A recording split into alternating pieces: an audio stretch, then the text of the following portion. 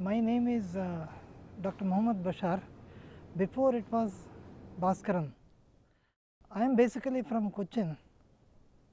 I got converted to Islam in 2001 and that was the third day of Ramadan.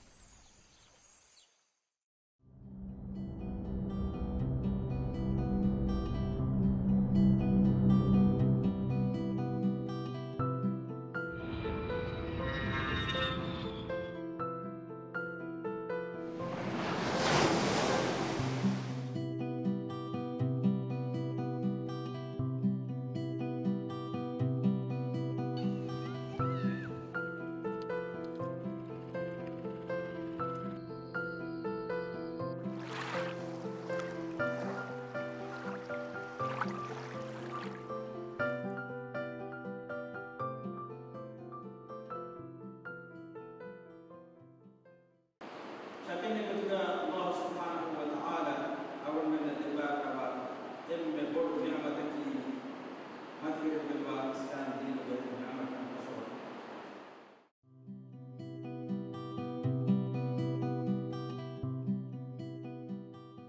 I came to Maldives in 1995 and Formulac was the first place where I entered into. I actually entered into a contract with a person to work in a private clinic, and I worked here for about nearly 1 year before going back to India, and again I came back to Maldives to work under Ministry of Health. I was asked to go to Mohamed, it's a Ariatal, and just because of the bad weather, the boat which was supposed to leave didn't go to that place and our journey was delayed by 1 day. And in this 1 day period, I will say whole of my destiny has changed. Instead of going to Mohamed, I was asked to go to Formulac, and that is how I landed up in Formulac, and rest of the things, whatever has happened till now in my life, have taken a different course altogether. In our family, father is no more. My mother and I have a brother and 2 sisters. Before conversion, I was a Hindu and I was in that religion till I got converted to Islam. When I stayed in India, I didn't have much interaction with any of the Muslim communities as such. But when I came to Maldives in the year 1995, 100% of my life has been around Muslim community itself.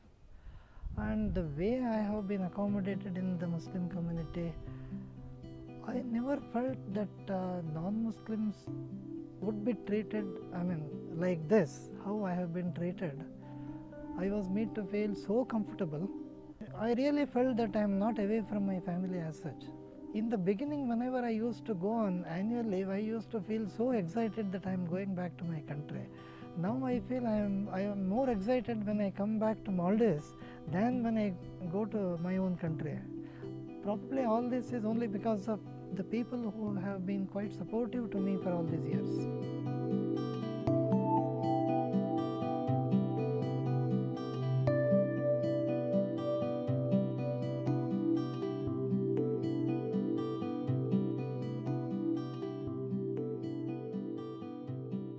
In the year 2001, there was a workshop on nutrition related events, and my wife happened to be one of the participants in that workshop. I really got fascinated with her behavior, with her mannerisms, and luckily the moment I proposed, she was happy to accept it, and it just went through, that's all.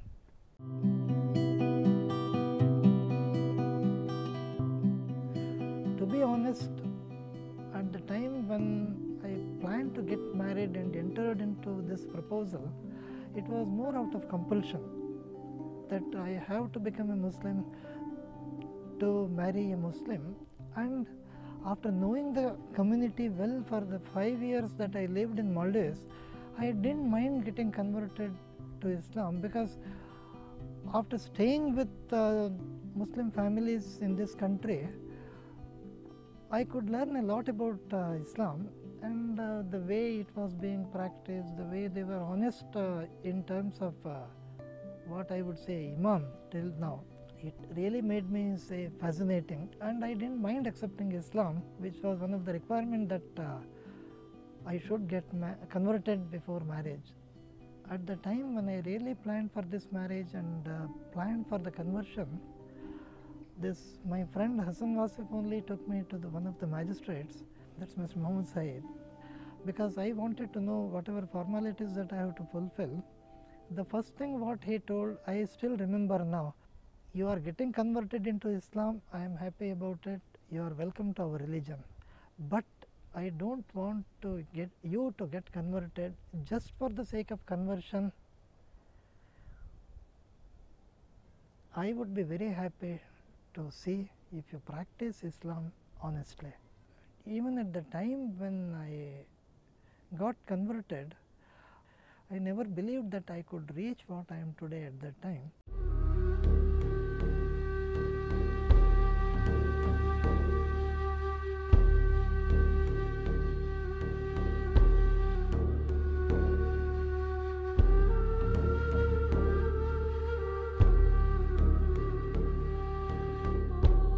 The third day of Ramadan, I got converted, and after a couple of days I was supposed to go to India. When I went to India, the first thing what I did was to visit some bookshop and take as many books as possible to know more about Islam, what I should do, what I should not do, things like that. I was curious of picking up so many things related to Islam and actually practice it in my life, and to a big extent that was the time around which I started watching Peace TV programs. Is there any better purpose of life than to thank the Creator? Dr. Zakir Naik, I will say, was one of the main inspirations, because what has happened with me is, if anybody had forced me to do whatever I am doing as a Muslim, like for example say pray 5 times a day, if anybody had compelled me to do, probably I wouldn't have done it. But just because I have realized after going through the books, after going through the speeches of Dr. Zakir Naik, I have realized this is not compulsion, this is a sort of obligation which we have to fulfill, and I have accepted it so honestly, and now it has just become a part of my life.